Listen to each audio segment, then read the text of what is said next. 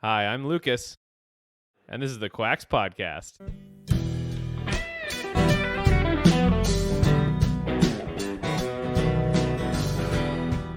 So today I want to talk about blood pressure. A friend of mine had a reading of 140 over 100, and he was asking, what could he do about it? And blood pressure is kind of hard to nail down because hypertension has this mysterious quality to it. In fact, I was looking up statistics and found that as many as 95% of the cases of hypertension are what is called essential hypertension, meaning the exact cause is unknown. So if you get high blood pressure, it's kind of like, well, what the heck do you do? Right. You know, there's so many risk factors that could cause it too. They're literally too numerous to mention, or to even go through. Stress, diet, smoking, weight, alcohol, metabolic, anxiety-driven. So it's just a lot of different things. So it's very difficult when somebody asks you, "I have high blood pressure. What do I do?" to know what to say. But it does seem more often than not, no matter what the issue is or why they got there, the doctors are quick to prescribe a statin. Well, yeah, they have an answer, Right. Or it'll be like a diuretic or something like that. But it's A all the blood same pressure thing med. pretty much for all of those, isn't it? I mean, it's like a wide sweeping... Well, that's the thing is blood pressure a lot of times comes with other stuff. So you have cardiovascular issues, and so when I was looking up research for this show, Yeah. there's not very many protocols just for blood pressure. Okay. It's usually like cardiovascular health in general, and it will bring down your blood pressure. Right. And so if you go to the doctor and you have high blood pressure, but you don't have high cholesterol, they're going to give you something just to deal with the blood pressure. Okay. If you do have high cholesterol, they'll probably give you something, a statin, and then something else to deal with the high blood pressure as well. So it's But kind of just this, because you have high blood pressure, does that mean you have high cholesterol? no, because you Okay. can have high blood pressure from anxiety. Right. You could have high blood pressure from some kind of metabolic thing. Completely. Yeah. Okay.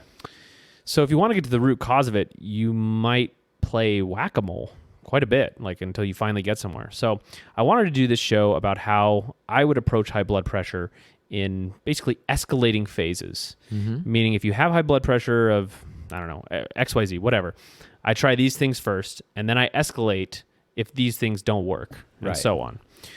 So I'm also going to assume, just for the show, that you don't know why you have high blood pressure. There are some cases of blood pressure called secondary hypertension, where you know the cause, like kidney disease, adrenal hormone issues, pregnancy. A medication, perhaps? Yeah, like birth control. Right. Exactly. So first, before we dive into what to do, let's just talk real quick about what blood pressure levels are actually high. The reading comes in two numbers, the systolic and the diastolic, and anything under 120 over 80 is considered normal. At 130 over 80, you're at the hypertensive level 1, and at 140 over 90, you are at hypertensive level 2. Now, when you get to 180 over 120, you get to emergency levels of blood pressure. However, you usually don't have to go to the hospital at those levels of blood pressure unless you're having other symptoms along with it. So chest pain, dizziness, that kind of thing. Regardless, it's cause for concern when you're hitting those numbers. Definitely. Okay. But just because you hit those numbers doesn't mean you have to go run off to the emergency room unless you have these other things going on Okay. too. So if you just have super high blood pressure, nothing else going on, just chill. All right. A lot of times what they'll do, they'll have you relax for 5 minutes. They'll test it again, make sure you're not just having some issue. And then if it's still high, they'll give you some kind of medication. The blood pressure levels I want to talk about are in that kind of level 2 range. So 140 over 90. I think those levels are where you can make some changes and you can see a drop that will keep you off medications. If you have high blood pressure above that, I think you should go to the doctor and get something to bring it down while you work at naturally managing it. Okay? It just gets too risky at those high levels. Yeah. And I also think I would definitely not want to be on high blood pressure meds long term. So traditionally, if you get treated for high blood pressure in a doctor's office, you'll get a drug like beta blockers, ACE inhibitors, calcium channel blockers, diuretics, just something along those lines. Ugh. And while some of these, like the ACE inhibitors, they're not too bad long term, the diuretics, on the other hand, they really increase your chances of metabolic disease and type 2 diabetes. My Lord. And some of these diuretics, they cause potassium wasting or sodium wasting. And just over time, that messes with your metabolism. Right. I actually remember this from when I worked in that health food store. I noticed this pattern where somebody would come in and ask for something for their blood sugar. So they were type 2 diabetic. And I would ask them, what drugs are you on? What are you taking? And often a high blood pressure drug was in the mix, and they had this progression. And obviously, if you're on a high blood pressure drug and maybe a thing for your heart, like everything's going in one direction. So, I mean, there's something to be said about that. But the breadcrumbs are leading there. Yeah, but there was this progression that I saw, and it was eerie how often I saw it, where it started with a statin because cholesterol was a bit high.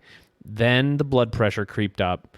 And so they got a drug for that, and then blood sugar became uncontrolled, and they were put on metformin. And that's the point when they came into the health food store and asked if there was anything they could do. I literally get lightheaded. You just telling me that and just piling. I mean, just one thing to help the other that causes another thing that you need something to get to help that. Yeah. Oh my God. Okay, please continue. It's just weird how often I saw that progression. Yeah. And I know there's something to be said that, well, maybe they're just have chronic disease. They're just degenerating. It's the meds aren't necessarily causing it, but it's pretty eerie how often that happened. They know it. Now, I also think if you are serious about getting your blood pressure down, you should pick up an automatic blood pressure cuff. They're actually pretty affordable. I'm linking one in the notes from Amazon. It's like $30. You put it on your wrist, you hit a button, it does everything for you.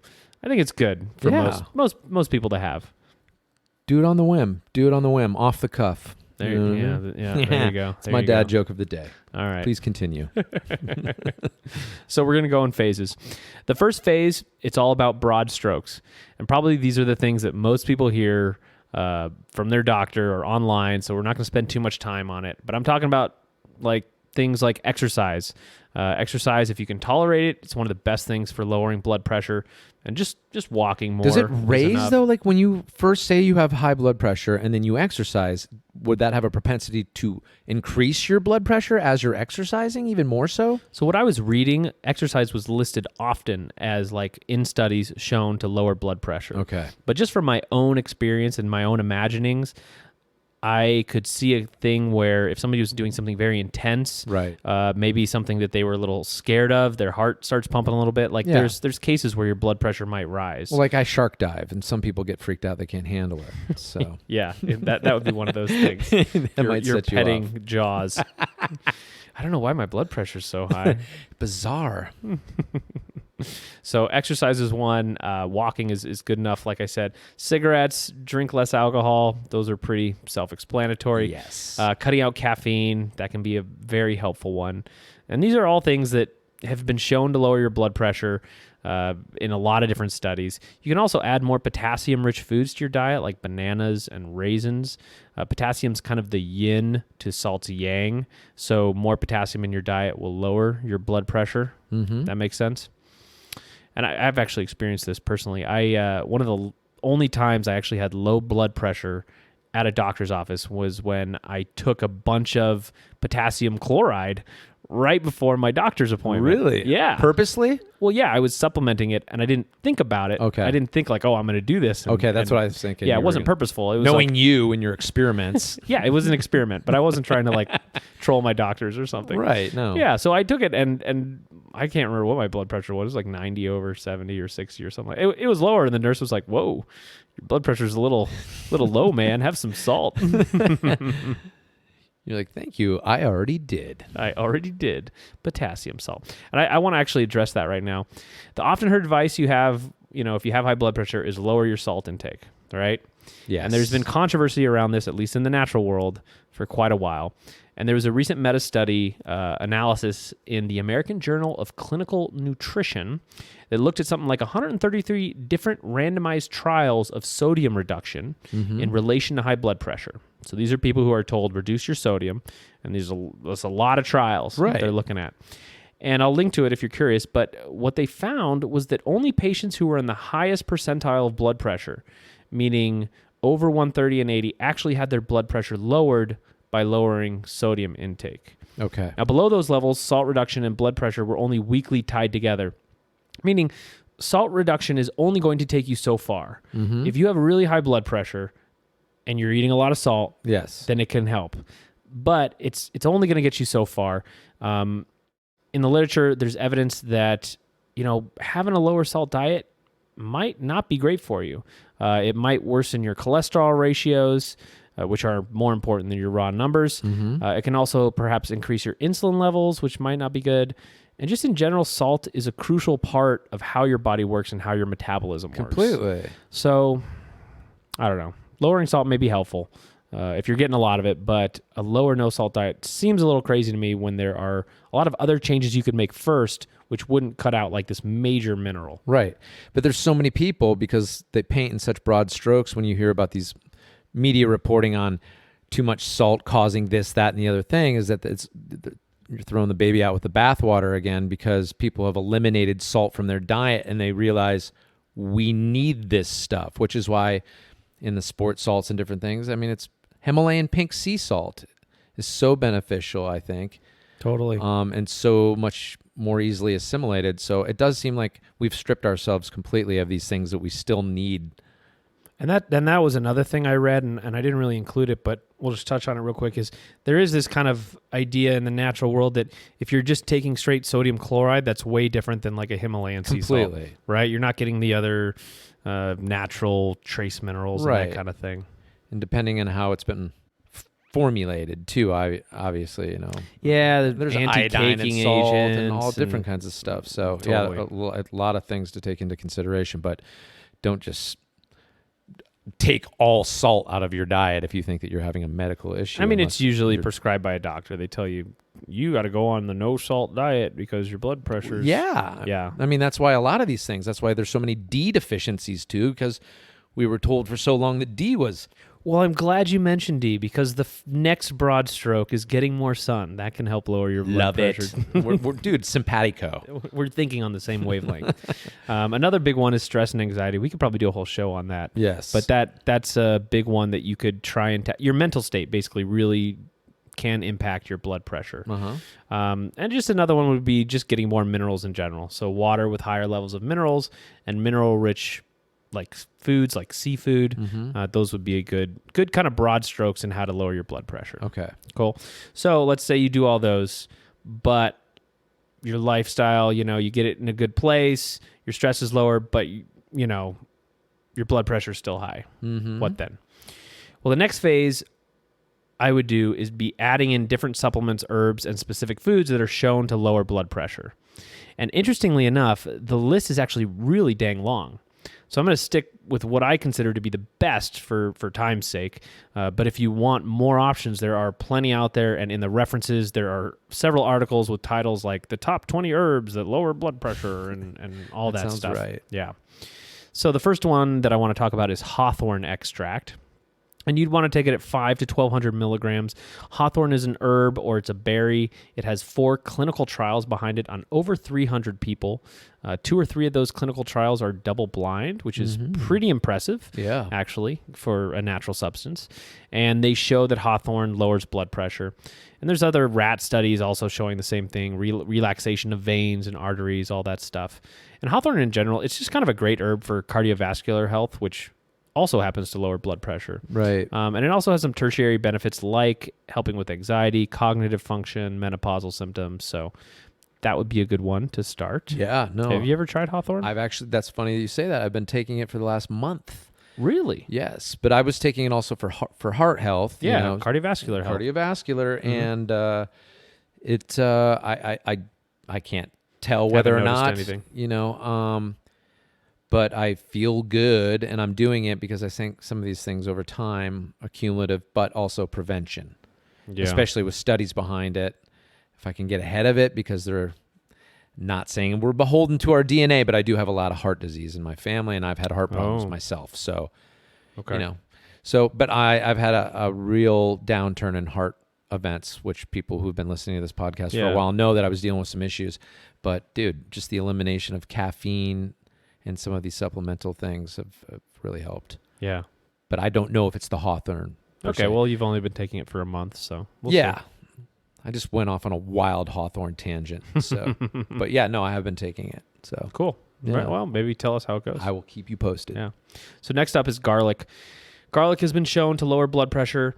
Theoretically, this is the theoretical mechanism, through the sulfur compounds within garlic, which create hydrogen sulfide, which enhances the regulation of nitric oxide. You may know nitric oxide from some of the greats like Viagra, which induces vasodilation. Yes. And actually, well, You looked right at me when you said Viagra. That's the example you're going to use, and then look at me. You son of a gun. I've actually never taken Viagra. okay. All Yeah. right. Oh, all right. So there. I've Cutting seen all of this out. no, I'm not. I've seen commercials that can help. you Okay. know. Hey, dude, stop. I'm fine. Now, while I was doing research on high blood pressure, I actually came across a link. I came across many links. Yes. They were just talking about garlic all the time, how great it is for blood pressure. So I think that would probably be one of the first places I would try. Now, you can add it to your diet, or if you want a stronger source, you could get a supplemental kind of garlic like Kyolic or Alamax. I've actually heard some awesome things about Alamax. I'm planning to try it here in the next month just to see so many different benefits: digestion, cardiovascular health, so on. So I'm going to give it a shot. I love when you try stuff compared to when I'm trying stuff, because you're like, what do you see? What kind of benefits? I don't know. One way or another. And you're like, you've got a running journal of the things that are happening. Bowel movement greener than normal. Whatever. So, but you're in depth, and I'm just like, I feel good. Boop, boop, boop. Left earlobe slightly bigger. You're meticulous. So that's great. So we'll actually get some real research out of yours. All right. So next up is nattokinase. I'm sure you've heard of nattokinase, I tried it. also known as natto extract. Yeah, that's strong stuff. It's basically, it comes from fermented soybeans, and it's consumed quite a bit in Asia. So all of the studies come from Japan on nattokinase. It's actually an enzyme. It helps break down proteins, and it inhibits angiotensin converting enzyme. I thought that it did. Yeah, exactly. I could see that in your eyes. You may remember earlier I mentioned the ACE inhibitors. That's what that actually stands for. ACE, it stands for angiotensin converting enzyme. Okay. So nattokinase does that naturally. Okay. Which is kind of cool. Yeah. I didn't know that when I first looked into that. Because ACE inhibitors they recommend them for type 1 diabetics a lot to help with kidney function. Right. And I had no idea that nattokinase was a natural version of that. So that's pretty cool. Yeah, it is cool. There are 2 studies on it, around 80 people, which were double blind. They looked at nattokinase versus placebo. Nattokinase lowered blood pressure significantly and possibly more in males than in females. But nattokinase also does some other cool things. It may prevent blood clots, increase blood flow, help with Alzheimer's, and help prevent strokes. Those are all good things. Yeah, it will thin your blood too. So if you're taking aspirin or some other blood thinner, You got to be careful. that would be good to be aware of. Yes. Yeah, what did you think of nattokinase? Dude, I took it once, and I was so excited about it. I don't want to mention the brand that I was using, but It's all right. I'm actually going to mention a couple brands. It's Dr. Mercola, and Okay. who's a reputable brand, Yep. and fermented a lot of their stuff. But I got it, and literally I thought that I might pass away that same, and I took it the same day that a Really? coworker took it with me, Michelle. I won't mention her name, but it's Michelle, and she was feeling the same thing, but she stuck with it. You know, is it a Herx thing or whatever? I was like, I don't care what it is. I do not. What did you feel? I felt nauseous, extremely nauseous. I felt at the same time tense. I felt like a weird kind of in my muscles type thing, and it was probably like bugs crawling on you, or not almost like sand in my weird. Yes. And maybe if I would have stayed with it, and I should have pressed through and pushed through and just saw how it was after that. But I was like, I'll revisit this at some point. But Wow. yeah, it was enough to. But I've heard so many people talk so favorably about it So too. you have stories too, man. That was pretty detailed. Well, it was not a positive. It was just me taking nattokinase once, and Yeah, and not it's like feeling me going, great on it. I had a bad trip, man. Once. Did you get dizzy? I don't believe I got dizzy. Hmm. I didn't get dizzy, but I just did not. I felt flu-like. Wow. Yeah. Well, I don't know of any Herx reaction you could have from nattokinase. I mean, so I think it probably just didn't agree with you. Yeah. Yeah. I have not revisited. That's a good call. Last one I want to mention is the celery seed extract. The evidence on this one for hypertension, it's less than hawthorn and some of the others, but I like it because celery seed extract has some other benefits that the other options don't cover, mainly gout and arthritic pain. So if somebody has a lot of body pain as well as hypertension, celery seed extract is a good option for them. There's some good anecdotal feedback. Okay. It's also a natural diuretic, so don't be surprised if you have to pee more while you're taking it. Okay. Okay. There's some honorable mentions that I'm not going to go into. CoQ10, hibiscus, berberine, ginger, ginkgo, dandelion. These are all good options that can be incorporated into your regimen. I also want to mention just straight potassium supplementation as a possibility. Okay. I've used potassium chloride in the past, and while there are some concerns with using potassium at high doses, using it as a salt substitute or something you add to water, I think that works great. What are the concerns? Is it a heart thing? So you know that the FDA does not allow supplements to have more than 99 milligrams of potassium at a time in a supplement. Okay. So the reasons being that if you take too much potassium, theoretically you can stop your heart, or you can have some heart cardiovascular event. Yes. It's the same reason why they don't do IV potassium.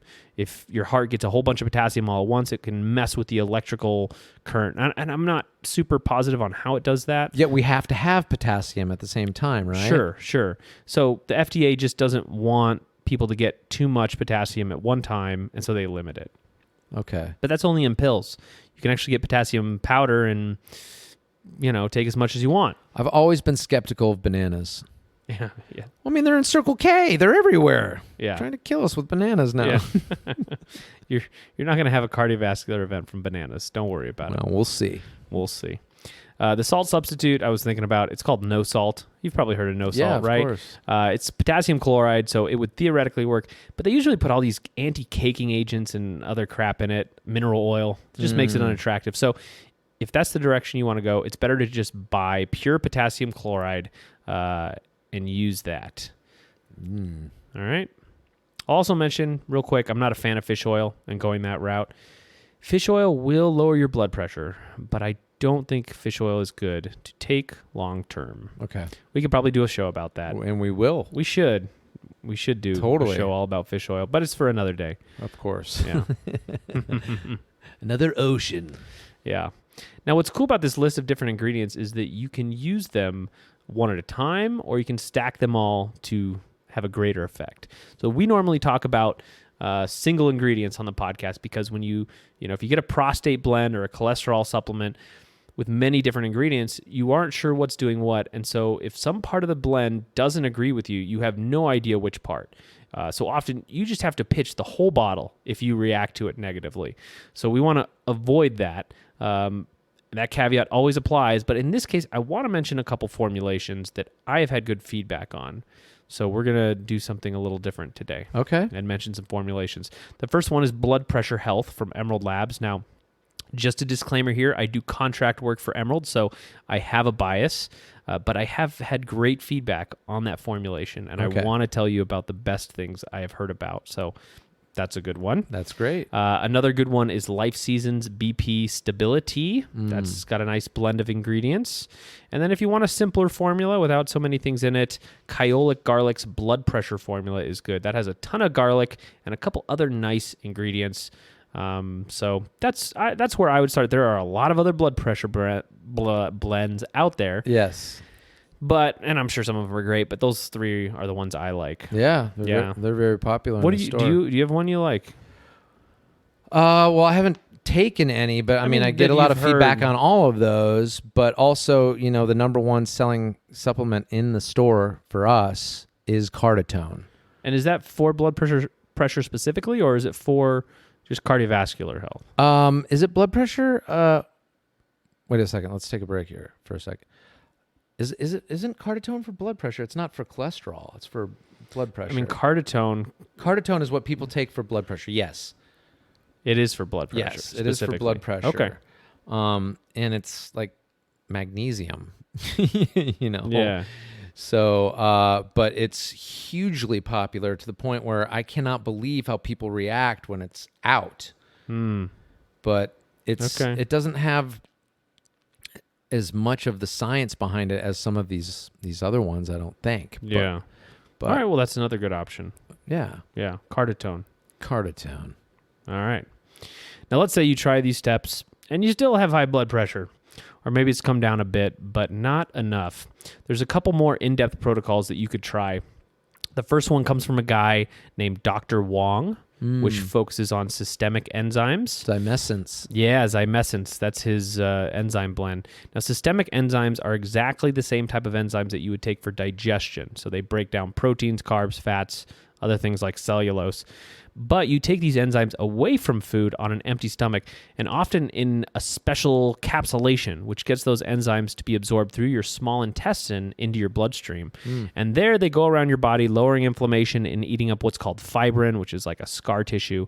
Dr. Wong actually has this article where he talks about high blood pressure as a possible scar tissue within the kidneys and arteries as a cause, and so hence the protocol to eat up scar tissue. Right. Now, his protocol takes a few months. It involves 4 things: drinking a lot of water, eating a couple cloves of garlic per day, lifting weights, and taking systemic enzymes daily. That's his protocol. He has that blend called Zymescence. That's Zymessence. That's his own personal brand. There's other enzyme blends too. Very popular. You know, Wobenzyme, Vitalzyme. So there's a lot. Vibrenza. Any way you look at it, you're going to be shelling out a decent amount of money for these things. It is not cheap. No, probably $200 a month, maybe a little bit less, something like that. Yeah, it definitely is. It's up there. Yeah. The enzymes themselves are very safe, but they're just a little pricey.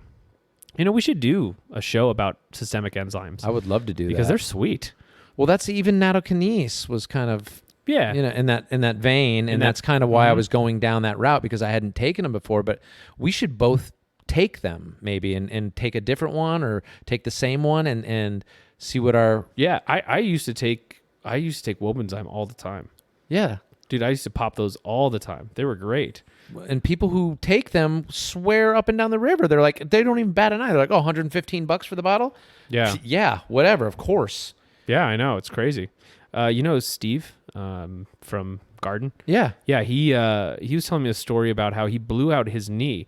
The thing was all swollen. I mean, it's like a grapefruit, right? Right. And he took like half a bottle of Wobenzyme, and he had no pain whatsoever. He was able to vacuum and clean his house like after he blew his knee out. That's and incredible. So, I know. I mean, so they're stupid, but that's incredible. Really? I know. It's like, come on, man, you're causing more damage. But he's like, yeah, but I got the corners done in the house. The dust bunnies are gone. Yeah. So the enzymes are really neat. They lower the inflammation, help with pain, all that stuff. So we should definitely do a show about them. I definitely am on board. I'm fascinated by them. Yeah. I wonder why they're so expensive, though. You know, you compare them to digestive enzymes and... the only thing I can think is because they work and and they know that they work, and the people who have these problems that they're taking care of, especially when you describe it, that's how I've always been told that they're actually eating the scar tissue or whatever, or what is it? How does I don't know. Yeah. Well, we could do a whole show on it at some point. But it's fascinating. Talk about it. It is. Yeah. So that's the first protocol I would look into. Second protocol, it would be chelation therapy. Much more risky. But if you're in desperate straits, it could bring you back. I've read several accounts of people who have really bad chronic illness using chelation therapy to their benefit. This is really for people who are not just experiencing high blood pressure, but also have other chronic diseases. Now, chelation is when they inject a metal binding agent into your vein. So the most common one is EDTA. And EDTA will bind to calcium along with heavy metals like lead and mercury. And the theory is that it cleans up your arteries by chelating the calcium that is found within the plaque that is adhering to your artery and vein walls. Thank you, Brian. Then you pee all that out. Yeah. Now, then with your arteries all cleaned up, more open, blood is able to flow unimpeded. That's the theory. Yeah, see, I was always, because I'd heard that too, but I was like, how does that, once they've binded to this agent, EDTA or whatever, what's to ensure that it's actually getting flushed out of your system? It just goes, your kidneys filter it out. They do? So, your kidneys will filter it out, and then you pee it out. Okay. Yeah. Because I looked into that. EDTA is not something that just hangs out in your blood. Right. Everything in your blood is regulated to be in a certain range. And Okay. EDTA's regulation level is 0. Okay. So you just pee it right out. Right on out. Right on out. Now, the evidence of EDTA chelation, it's a little scarce. There's some evidence that it may help prevent another cardiovascular event after you've already had one. There's also some evidence that it helps with type 2 diabetes. There's also some concern that EDTA ends up binding to many good minerals in your body. So, again, it's probably only for people who are a bit desperate.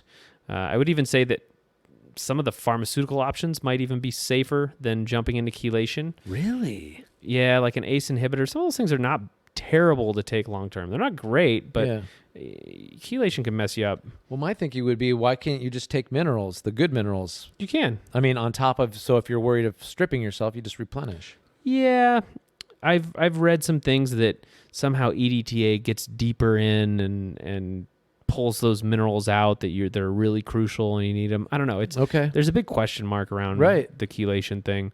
They are doing more studies on it to find out if it's good enough. So we'll stay on that tip. Yeah. If you're interested in that, you may have to Google, find a practitioner offering it in your state or country. And there's probably other protocols out there, but you start getting into more kind of comprehensive protocols that help with blood pressure as a byproduct.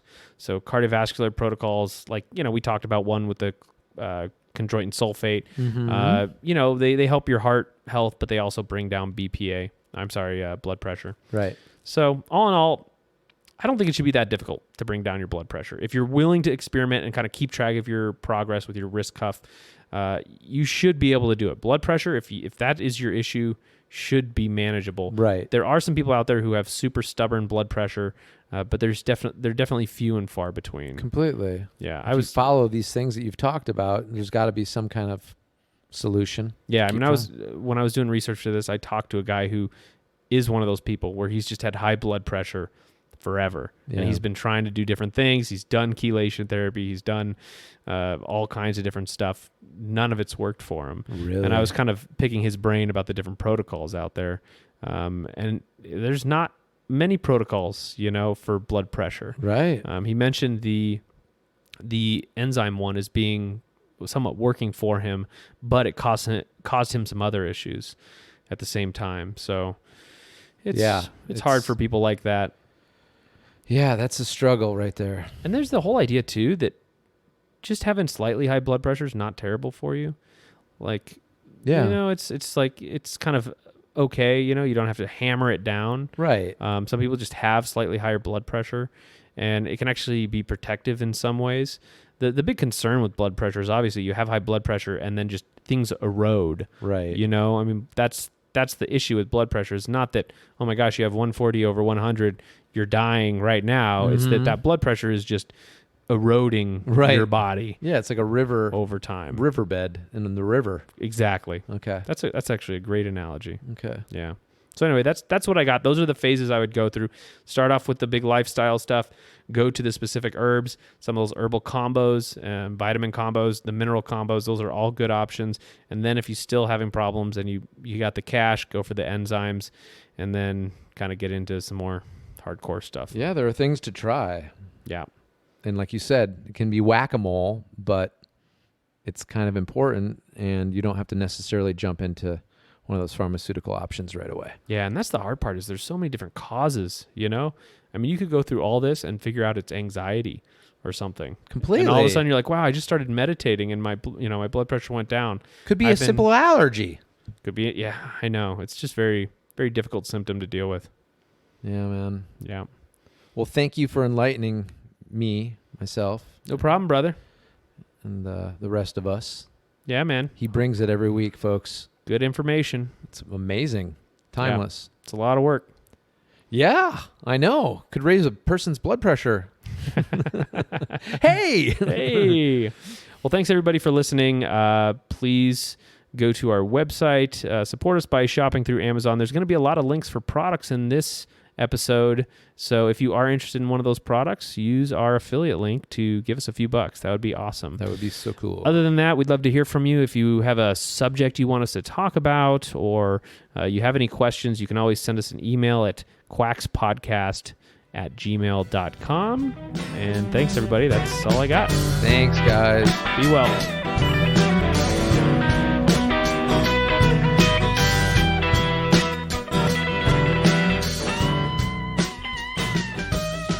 A mother is crying.